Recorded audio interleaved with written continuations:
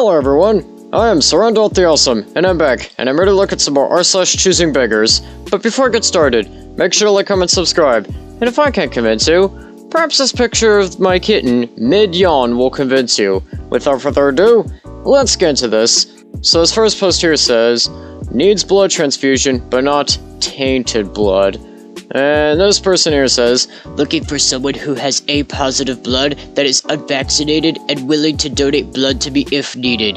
I have had level 4 low back fusion on March 29th, 2023 and a blank. I have had to have 2 iron fusions after surgery. My levels are up a bit since last night, and they are testing my blood again this morning. Praying I don't need a blood transfusion. I am unvaccinated and I don't want to have any tainted blood in me. I have lost too many friends and family. I don't know if this post is allowed. Thank you.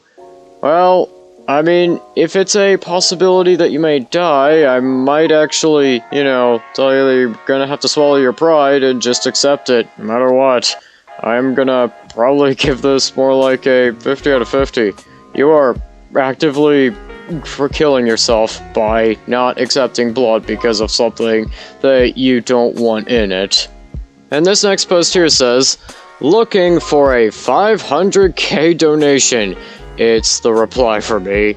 And this person here says, are there any big philanthropic donors who will donate 500k to help start up a new local business in South Blank? I know it's nearly impossible / a long shot, but maybe there is somebody out there. I mean, yeah, but that's a really, really big ask there, my friend.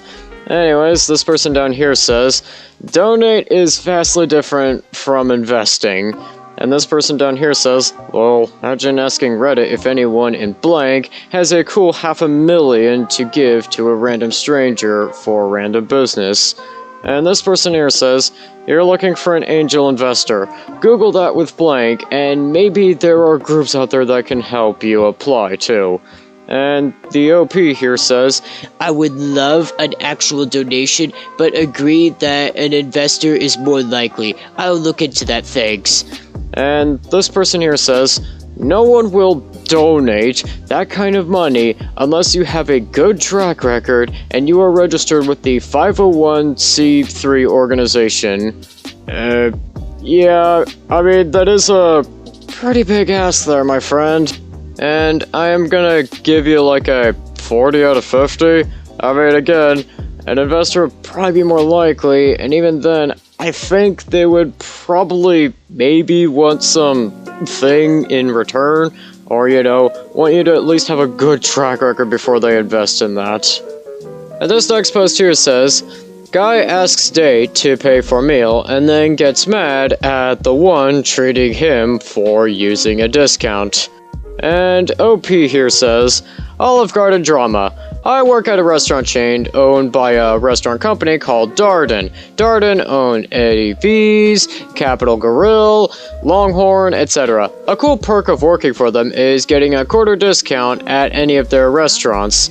I recently met this guy blank, who I asked out on a date yesterday. We agreed to get dinner, and he asked me to pay because he was low on money, so I agreed. When suggesting restaurants, I suggested Olive Garden, which happens to be owned by Darden.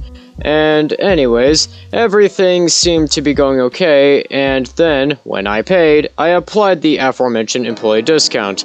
After we left, said guy texted me calling me a cheapskate. I mean, he's not the one paying, so I don't know why he's calling you that. Anyways, OP here goes on to say, and said he couldn't believe I took him to a restaurant where I could get a discount and didn't tell him beforehand. I mean, dude, you weren't paying, so I don't know why you're complaining. Anyways, OP here goes on to say, I told him that it's not as if Olive Garden is some obscure restaurant, and that if he wanted to dine elsewhere, I would have taken him there too, but yeah, I might like to save a buck or two. Wonder if he just didn't like me and didn't know how to say it. I mean, why is he complaining? He is literally getting his meal paid for. Why would you complain about, somebody applying employee discount? I'm gonna probably give this like a 50 out of 50. Because, wow, that just seems really ungrateful. And this next post here says, I hope he never gets a girlfriend. And this person here says, 1. No more than 2 sexual partners in their entire lifetime to ensure maximum pair bonding. 2. No social media or dating apps, preferably no cell phone or internet access at all to keep her unaware of her SMV and to prevent other men from giving her endless validation. You want to be the main source of her validation. Okay, the more I read this, the more this guy sounds kind of like Andrew Tate. Anyways, this person goes on to say, 3. Young and fertile. No previous use of birth control pills or abortion, as these affect a woman's physical and mental health to a substantial degree. 18 to 24 is the prime age for producing offspring. Well, I'm glad he's not choosing any younger than that, because in my home state of Oregon, that would get you a free trip to the Slammer. Anyways, this person goes on to say, 4. Fit and cute. She must have a minimum of looks threshold to ensure her DNA is not complete trash for your offspring. What about plastic surgery? Does this guy have any idea how DNA even works?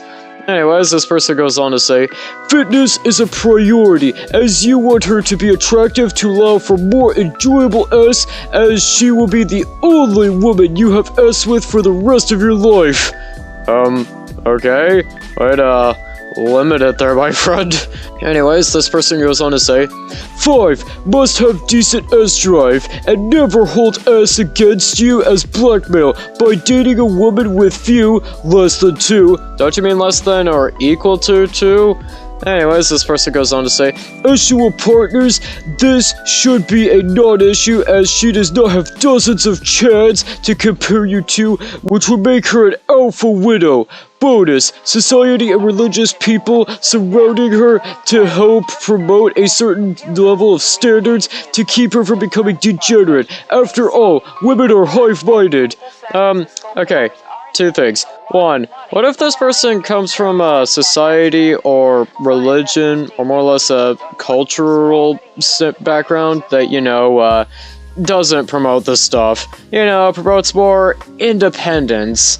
And 2, I find it doubtful that this guy has actually even, talked to a woman in his life. I'm just got a hunch.